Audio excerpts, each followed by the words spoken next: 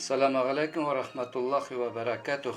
Hürmetli din kardeşlerimiz, ziyinde katnaşışı konaklar, Allahu Teala bugünkü günde mene şuşulay birge yılışırga şuşu mizgilini bar kıldı. Nindidir işlerini yüklep, şuşu işlerini başkarga mümkünlük verip, bizge şuşu kurkem din ahilleri bilen uçraşırga nasip etti. Sığışımda bay tarihli meskere avında saklanıp kalgan tarihi istelikler bile tanıştırırga rıksat etiniz. Elegelikten avlubuzunu işmen iledi birkenler. İşmen sevdagar hamid senat ötemişler bizde doğan. 1610 yılda dünyaya kilgen işmen neslinin en tanılgan vakili Abdullah Abdüsselam oğlu Ötemişev 18. asır ahırında tekstil manufakturasına nigiz salgan. Meskere avundalarının bir kizi mamak, iki Kitay okuması şincip irlev binaları. Su tegirmeni bulgan ham birinci gildiye malmış sevdagarına eylengen.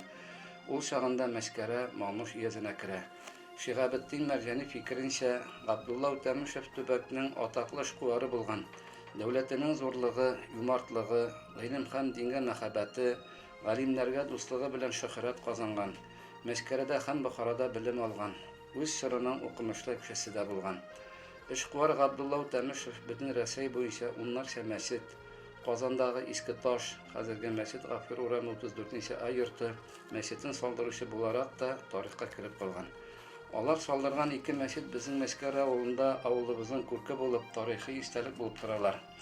Мәскәрәдә ул 1791 елда төзеткән беренче җәмгыять мәчете манара белән 139 ел, манарасыз 82 ел торган. Җимерелә башлаган җәмгыять мәчетен 2005 елда беренче президентыбыз Минтимер Шәриф улы ярдәме белән төзекләндерә башладык. Бүгенге көндә Рөстәм Нургали улы ярдәм белән реставрация эшләре дәвам итә. Мәскәре авылы мәдрәсәсе белән дан тоткан. Мәдрәсә ачылу ким дигәндә 18 гасырның урталарына карый. Ул заманда аның мөдәррисе Габдулхамид бин Ан-Тунтари булган. Аның шәкерте Габдулла Үтәмишев Мәскәре мәдрәсәсен матди яктан тәэмин итеп, аны яшәткән.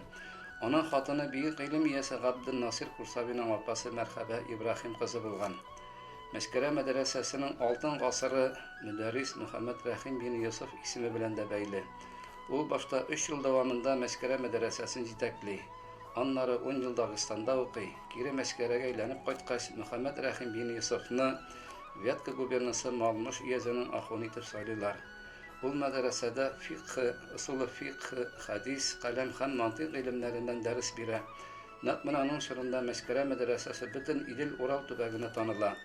Мәшһүр шәкертләреннән Габдул-Насир Курсавины, Кышкар авылы имамы һәм мөдәррисе Якуб бин Яхия, Фатих Амирханның бабасының атасы, Казандагы Иске Таш мәчетенең имамы Амирхан бин Габдулманнан, Шиһабетдин Мәрҗанинең бабасы Субхан бин Габдулкәрим әл-Мәрҗанине, Түнтәр имамы һәм Түнтәр мәдрәсәсе мөдәррисе Гали бин Сайфулла һәм үзенең Мәскәре мәдрәсәсендәге дәвамчысы Габдулла бин Яхия әл-Сиртуши атарга мөмкин. Соңгы итеп исемен атаган мөдәррис Габдулла бин Яхия әл-Сиртуши Габдул-Насир Курсави белән бергә Бохарада укыган. Шиһабетдин Мәрҗани аны югары бәяләгән. Каюм Насириның атасы Мулла Габдул-Насир Хөсәен улы Мәскәрәгә якын гына Мәмәшир авылында туган. Җәмалетдин Бекташи шулай ук Мәскәре мәдрәсәсендә укый. 1830-1880 еллар арасында Казанның Апанай, Галиев, Пишән базары, Борнай, Ал-Мәчет мәхәлләләре башында нәкъ менә Мәскәре мәдрәсәсе шәкертләре торган. Һәрбер төбәктә, һәрбер авылда, борынгы заманнарда ук динебезне күтәрүдә, динебезне таратуда зур өлеш керткән, саулыгын, байлыгын, динебезне күтәрү өчен жәлләмәгән, үз акчаларына мәчет, мәдрәсәләр салдырып, халыкка дини белем биреп, Аллаһ кушканча яшәп, авыл халкына хезмәт иткән, укымышлы галим кешеләр яшәгән. Андый кешеләр безнең Мәскәрәдә дә булган һәм вафатларыннан соң үзебезнең шушы зиратыбызда җирләнгәннәр. Районыбыз авылларында әвәлге ташлар иң күп тупланган урын Мәскәре авылы, 33 кабер ташы. Авылыбыз гомумән татар тарихында мәгърифәт үзәге буларак абруйлы бер урын алып тора. Зираттагы ташларда электәге мәдәнилек, мәгърифәтлелек исендә узган тормышның көзгесе кебек. Ул ташларда Мәскәре авылын нигезләгән Ишмән картның дәвамчылары, Үтәмишевләр нәселләре, аларның хатыннары, балалары, тарих һәм дин галиме Шиһабетдин Мәрҗани хезмәтләрендә телгә алынган müdərrislər, məşhur zatlarga Abdullah Yaxya улы Şirtuşi, Muxlisулла Maqsud улы Qarğalı бәйле киң мәгълүмат теркәлгән. Мисалга кайбер ташларның текстларынан үзекләр, кабер ташларының күбесендә Коръәннән, хадисләрдән, яшәеш һәм үлем турында изге гыйбарәләр, яисә шундый истәлекле шигъри юллар уелган. Үлем касадыр, һәркем ул касадан исәр. Кабер ишектер, һәркем ул ишектән керер. Шигъри фәлсәфи юллары Кукмара төбәге кабер ташларында да очрый. Шулар белән бергә мәрхүм рухына дуга кылыну үтенгән һәм өмет иткән татарча мөрәҗәгать сүзләре еш кына тирән фәлсәфи шигырьләр һәм вагаз рәвешендә уелганнар. Бу кабер хәлләрен сагышлаясыз, безгә Коръән укып багышлаясыз, безнең Коръән укырга хәлебез юк, хәер ихсан кылырга малыбыз юк, яки мең яшәсәң дә зиханда бер заман ошбу кашында кабердән юк әман. Ташлар калып рәвешләре ягыннан да күп төрле, әйтик, 17-нче йөз ташларының гомуми озынлыгы 1,5-2 метр чамасында булып, ярты өлеше җиргә батырылган. Шунлыктан аларны тыш торалар. 19-нчы гасыр, 20-нче гасыр башындагы ташларның күләмнәре кечкенәрәк һәм җиргә дә аз гына батырылган. Бүген көндә мондый ташлар сынган, ватылган яисә язулары тамам уалып куып беткәннәре дә аз түгел. Районыбызның авылларында күренекле имамнарына, хаҗиларына куелган ташлар да күп очрый. Ташларда аларның Бохарада, Каргалыда һәм башка урыннарда белем алганнары язылган. Имам һәм мулла дигән сүзләр уелган ташлар барлыгы 43. Шул ук мулла мәгънәсендә элеккерәк гасырларда кулланылган хафиз сүзе уелган бер таш бар. Ул Урсай Суфи улы Бикташ хафизга Мәмәшир авылы зиратында куелган таш. Хаҗи сүзе уелган ташлар барлыгы 25. Кукмара төбәгендәге төрле авыл зиратларында бер үк оста Мулла Фәләхетдин Кенәбаши тарафыннан язылган ташлар очрый. Аның кулы белән язылган ташларның саны 43. Фәләхетдин Кенәбаши мисалы бу төбәкнең үз ташы осталары булганлыгына бер дәлил булып тора. Үз вакытында Казанда Шиһабетдин Мәрҗәнидән сабак алган. Кенәбашта указы имам мөгаллим булып торган. Шушы таш язмалар безнең татар мөселман халкыбызның сал тарихының чагылышы ул. Таш язма истәлекләрне кичектермичә барлау, өйрәнү, мөмкинлек булганда юкка чыгудан саклау изге бурычларның берсе. Чөнки бу кабер ташларында бабаларыбызның газиз исемнәре уелган, һәркемнең күңелендә иман беренче нәүбәттә ата-бабаларның изге рухларына ихтирамдан башлана.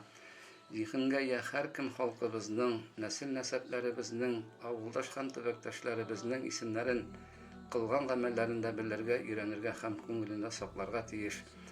Борынгы Болгар алтын Урда дәверләре Казан ханлыгы кебек чорлардан калган таш язмалар гына түгел, соңрак чорларга караган истәлекләрнең дә әһәмияте зур. Моннан 100 яки 200 ел элек куелган ташларын борынгы түгелләр икән дип битарафлы күрсәтү дәвам итсә, булганнары да уалып, ватылып юкка чыгып бетәчәк.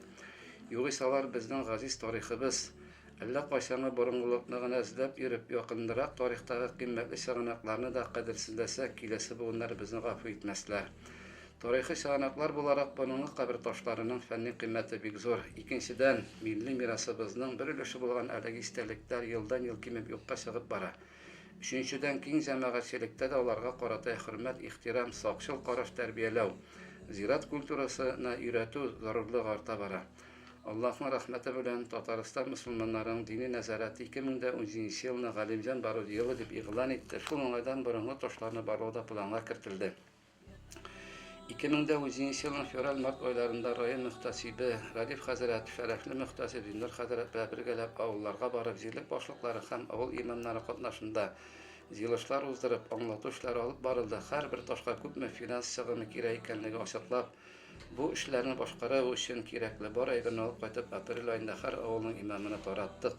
Бу эшне ничек дөрес итеп башкаруны Казан шәһәренең Аша зиратына менеп, шунда эшләүче белгечләрдән сорашып өйрәнеп, районыбыз авылларындагы имамнарны аңлаттык.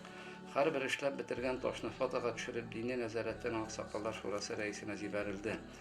Районыбыз зиратында бик борынгы истәлекле ташлар, борынгы язмалар, белгечләре, тарихчы галимнәр, якташларыбыз Ирек Хадиев, Раиф Мәрданов, Кукмара туган якны өйрәнү музей директоры Ләбүдә Дәүләтшина тарафыннан өйрәнелеп, Таш язма истәлекләре дигән китап 2014 елда бастырылган иде.